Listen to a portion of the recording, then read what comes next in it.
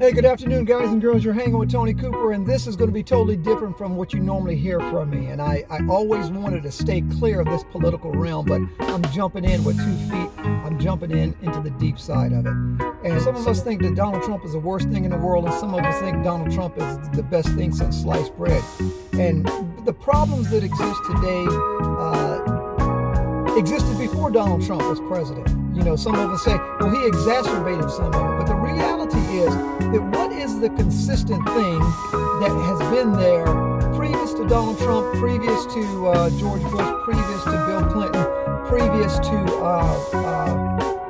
President Obama? What is the thing? Presidents stay for 4 years, presidents stay for 8 years, and then they're out of there. But the real problem is that the congressmen and the senators, they get to stay forever. Joe Biden, and this is nothing on Joe Biden, he's there for 47 years.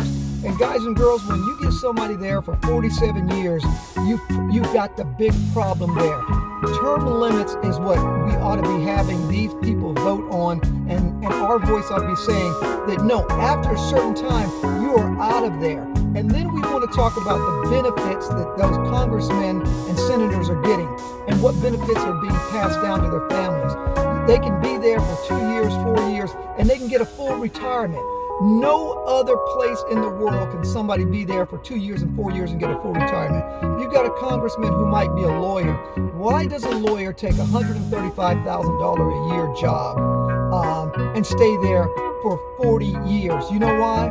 Because they're able to parlay that into hundreds and hundreds of millions for them and for their family members and for their friends. And so term limits, not Donald Trump, not Joe Biden as the president if he gets elected, but we've got to get the congressmen and the senators to do 3 terms, 4 terms, whatever the number is, but you can't stay for 52 years. You can't stay for 62 years because what you've done is you institutionalized the process by the thoughts of one person to cover everybody, because we know everybody's throwing money at it, and the more money they throw, the more power that you give them and the more power that they're able to wield over circumstances. And so term limits is the deal. The okie doke is us thinking Donald Trump is the problem. It's not the problem. The real problem is we have allowed these individuals to stay forever and ever, amen, and write in the rules that free them from the normal things that people go through. They're no longer in touch with whatever rich, poor, middle-class Americans do. They're not there.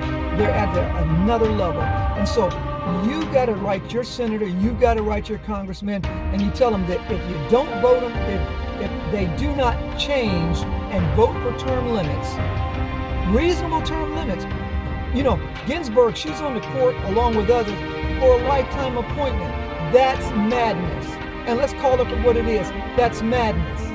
And so let's change the whole dynamic.